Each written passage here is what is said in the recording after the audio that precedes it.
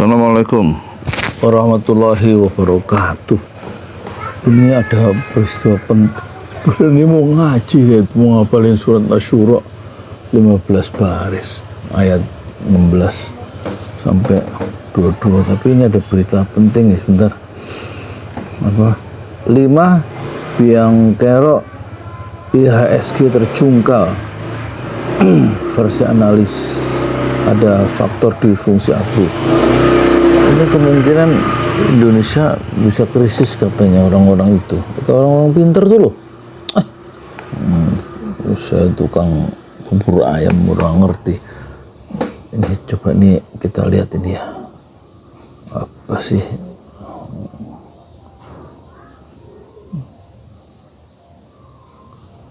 Kita coba halaman 1 ini ada di CNN ya. 5 biang kerok, 5 alat IHSG tiba-tiba terprosok 6,51% ke 6,049. Ada prahara apa? Ya kan? Analis senior Indonesia Strategic dan Economic Action Institution Roni P. Sasmita, ya, Roni P. Sasmita sopo ya, orang kenal. Itu tadi analis ya. Dia bilang kondisi yang terjadi di pasar saham. Aku nggak ngerti saham, poro-poro saham. Yang terjadi di pasar saham Indonesia nggak bisa dipungkiri. Indonesia ekonomi itu nggak baik-baik aja. Ini udah diakui oleh ekonom di dalam negeri katanya. Banyak investor di pasar saham tuh nggak yakin ya dengan aset yang dipegang Indonesia. Akhirnya mereka melakukan aksi jual besar-besaran ketimbang buntung. Jadi ada capital dana keluar sampai berapa puluh triliun gitu ya. Kalau dari data historis terbanyak pelepasan aset itu dari siapa? Dari investor domestik. Ya seperti biasa, kenapa orang nggak yakin? Ini investor dalam negeri ini nggak yakin terhadap ekonomi Indonesia yang ada masalah ya.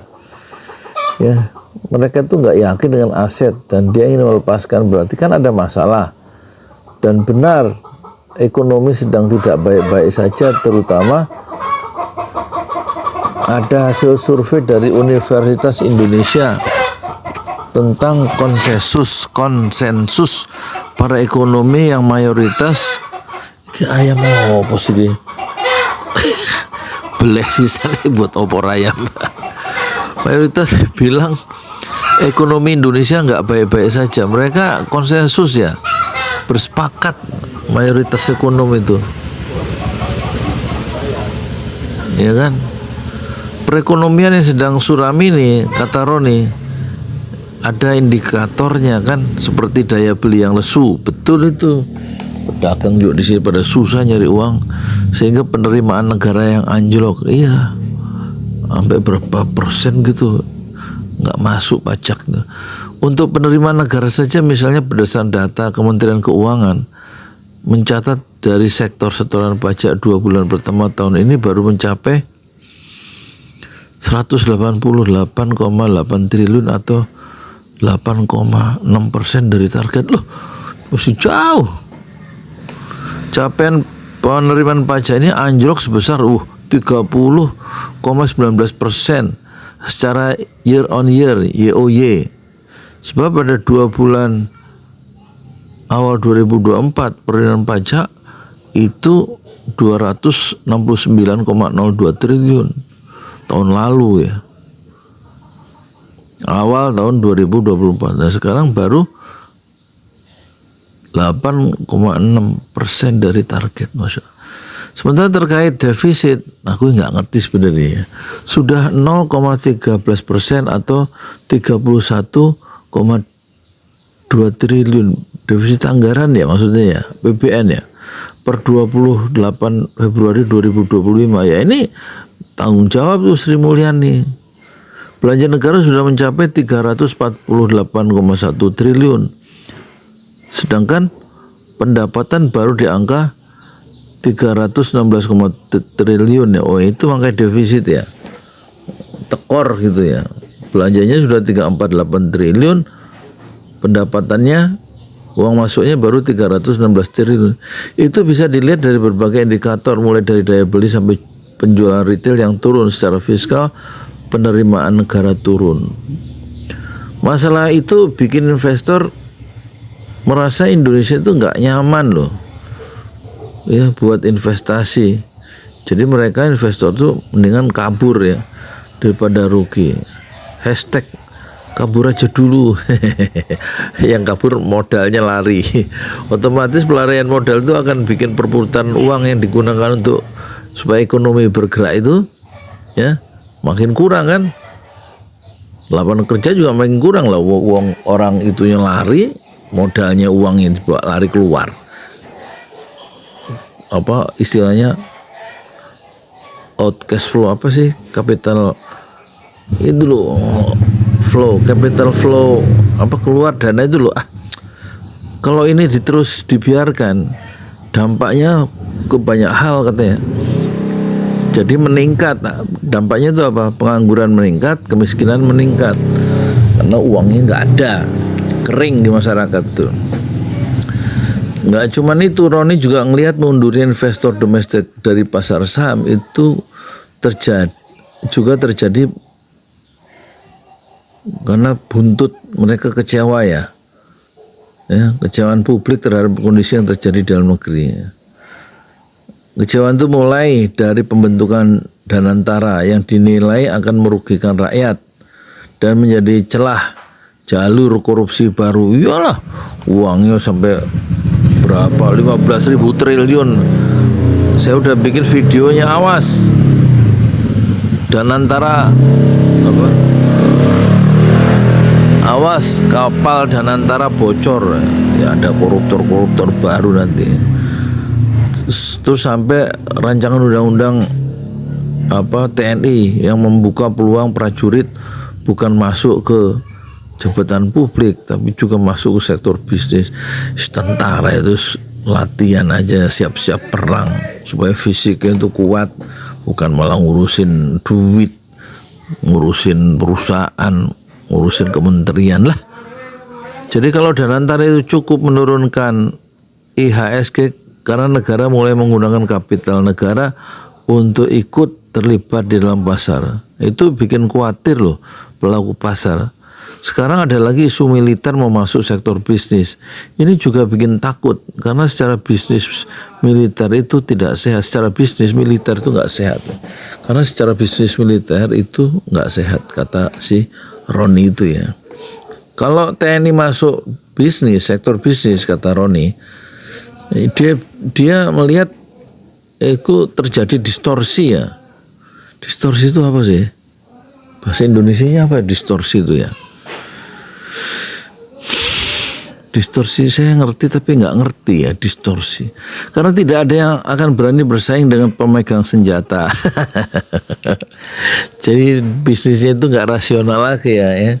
Mereka bahkan memonopoli satu sektor pun mereka bisa dengan backup senjata. Jadi ini yang bikin banyak pihak khawatir. Nah, ini rancang undang-undang TNI yang kemarin dibahas di hotel mewah itu ya.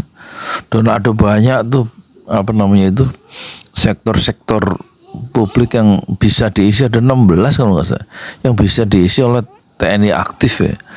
Ada yang orang NU bilang kenapa nggak sekalian rektor itu TNI katanya. Tanggung katanya. Mereka bisa monopoli satu sektor pun mereka bisa dengan backup senjata. Backup itu dengan ya itulah dengan dukungan senjata. Nah, yang paling dikhawatirkan investor saham maksudnya adalah masuknya TNI ke dalam BUMN.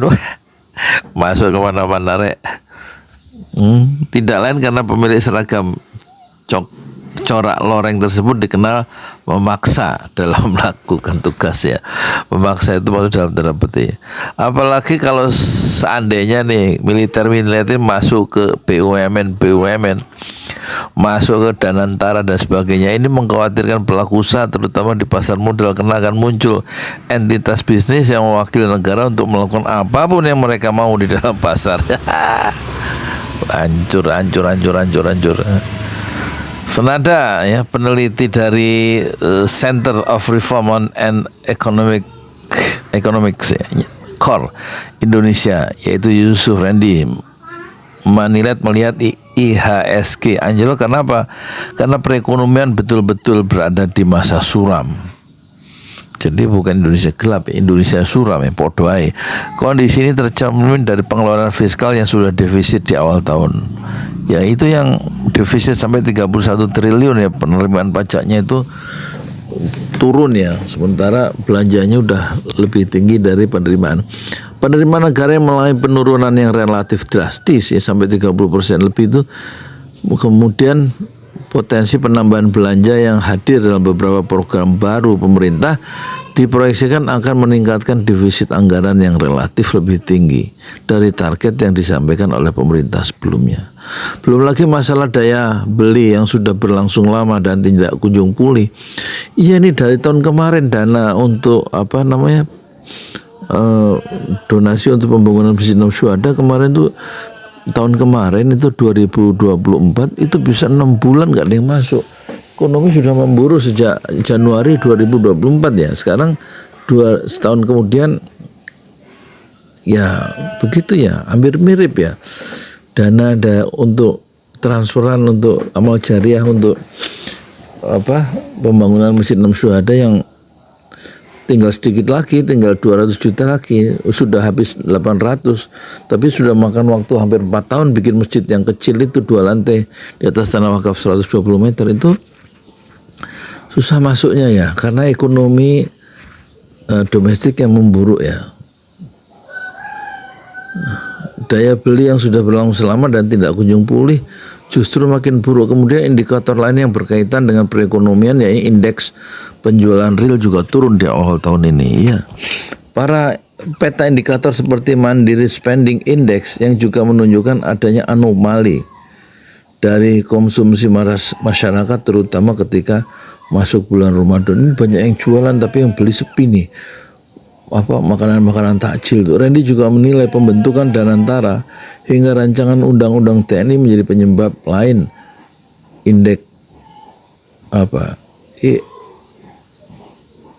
indeks saham gabungan anjlok ya. Tindakan ini sebagai bentuk protes masyarakat terhadap langkah yang ditempuh DPR bersama pemerintah. Sekarang halaman 2.